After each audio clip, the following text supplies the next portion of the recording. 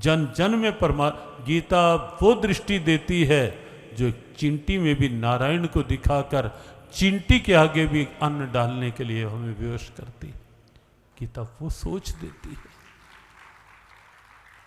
गीता वो सोच देती है कि अगर एक कुत्ता भी द्वार पर आकर रोटी उठाकर ले जाने लगता है और नामदेव देख रहे होते हैं, घी लगाना भूल जाते हैं, अभी लगाया नहीं होता, और रोटी अगर कुत्ता भी उठाकर ले जाने लगता है तो नामदेव घी की कटोरी लेकर पीछे भाग लेते हैं। कोई सोच सकता है, कोई कह सकता होगा कि क्या पागलपन है, कुत्ते के पीछे घी की कटोरी? लेकिन वहां कुत्ता नहीं दिख रहा था, नामदेव ने बनाई रोटी, कुत्ते ने उठा। हाँ, इसी क्षेत्र के बड़े एक अच्छे भजनोपदेशक हुए, ये उनकी पंक्तियां हैं नत्था सिंह जी की। ये उस बृहद पंजाब क्षेत्र के ही केवल कोरे भजन लेखक नहीं थे, उनके भजनों में अंदर एक आह थी, चाह थी, राह थी और बड़ी गहरी थाह थी उनके भजनों। और ऐसे ऐसे उनके बहुत से भाव हैं। नामदेव ने बनाई रोटी, कुत्ते ने उठाई, पीछे घी का कटोरा लिए जा रहे, बोले रूखी तो ना खाओ, जरा घी तो लेते जाओ। कैसी सूरत बनाई है शवान की, और मुझे ओढ़नी उड़ा दी इंसान की। क्यों? क्योंकि जर्रे जर्रे में है झांकी भगवान की, किसी सूझ वाली आंख में। तो गीता वो दृष्टि देती है, और हमारी सनातन सोच यहां एक व्यवहारिक पक्ष वसुदैव कुटुंबकम का है कि कुत्ते के अंदर भी उस चेतना को देखा जा रहा है। कांवड़ आज भी चलती है भगवान शिव पर जल चढ़ाने के लिए। परंपरा पुरानी है, रूप अलग अलग हो सकते हैं, और उस समय भी ये परंपरा थी।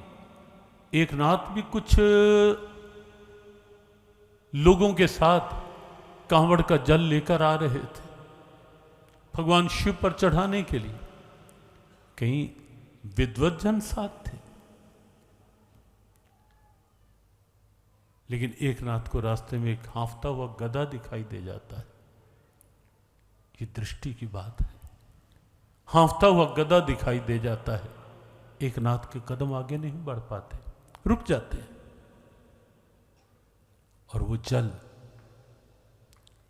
जो भगवान शिव के लिए ले जाया जा रहा था, एक नाथ के कदम वहीं रुकते हैं, और भगवान शिव पर चढ़ाने वाला वो जल एक नाथ उस गधे का मुंह खोलकर उसमें डाल देते हैं।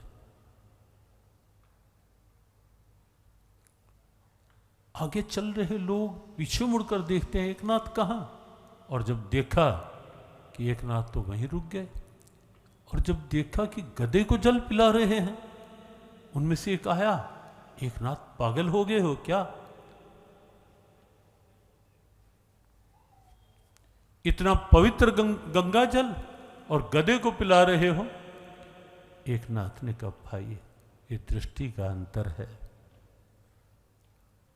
तुम्हें गधा दिखाई दे रहा है, लेकिन मुझे गधा नहीं, मुझे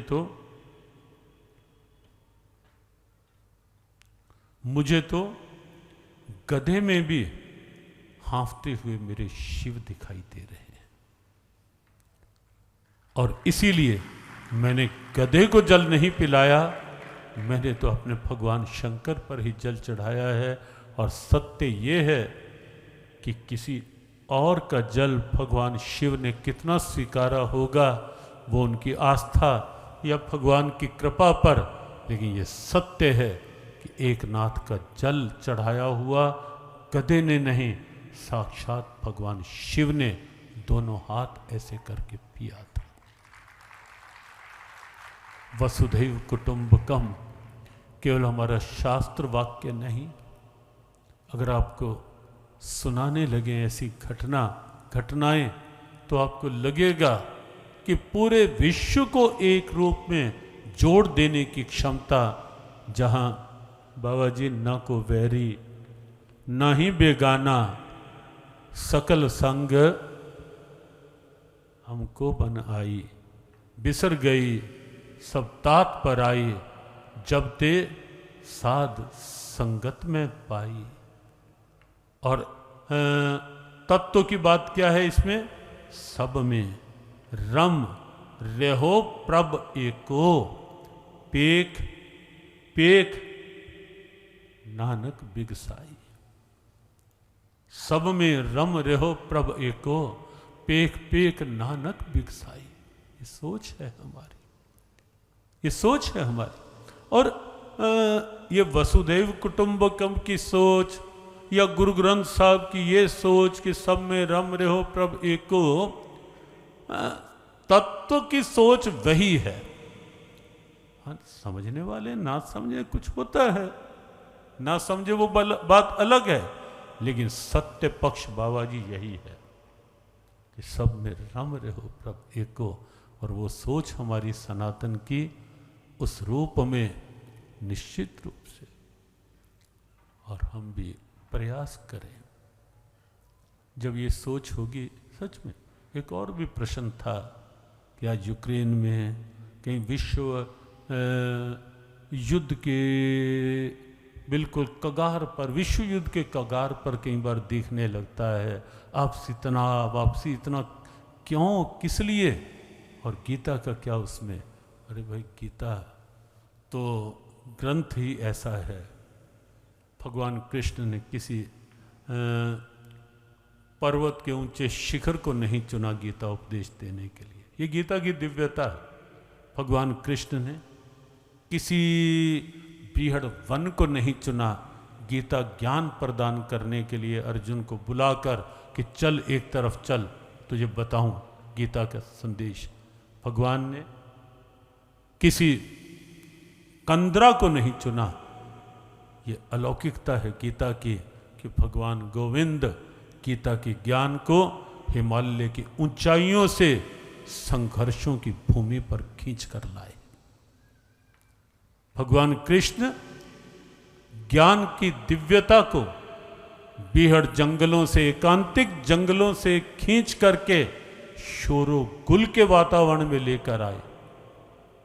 भगवान कृष्ण कंदराओं की शांत स्थिति में से गीता ज्ञान को खींच करके अशांति के वातावरण में लाए और विश्व को बताया कि गीता की सबसे बड़ी आवश्यकता जो है वो इस वातावरण में है। और इसीलिए आज विश्व युद्ध में भी, आज विश्व युद्ध की संभावनाओं में भी यदि कहीं से शांति का संदेश निकल सकता है तो वो केवल और केवल गीता जी है।